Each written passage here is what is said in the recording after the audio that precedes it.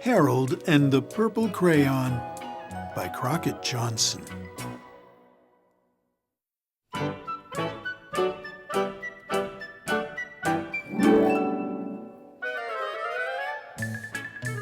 One evening, after thinking it over for some time, Harold decided to go for a walk in the moonlight.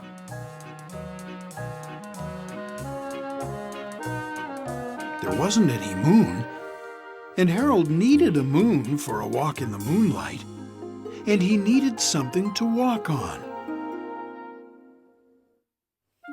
He made a long, straight path so he wouldn't get lost, and he set off on his walk, taking his big purple crayon with him.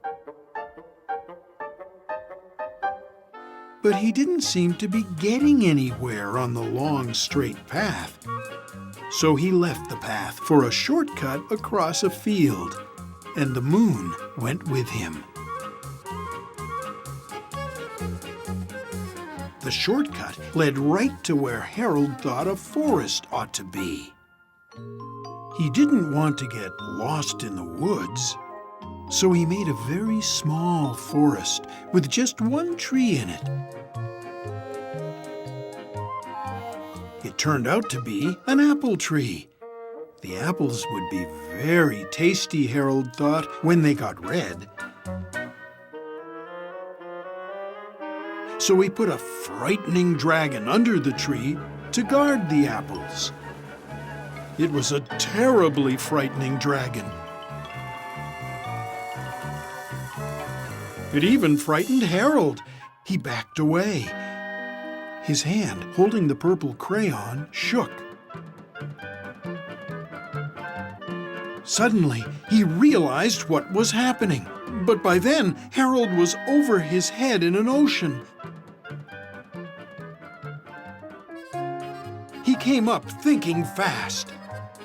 And in no time, he was climbing aboard a trim little boat. He quickly set sail, and the moon sailed along with him. After he had sailed long enough, Harold made land without much trouble. He stepped ashore on the beach, wondering where he was. The sandy beach reminded Harold of picnics, and the thought of picnics made him hungry. So he laid out a nice, simple picnic lunch.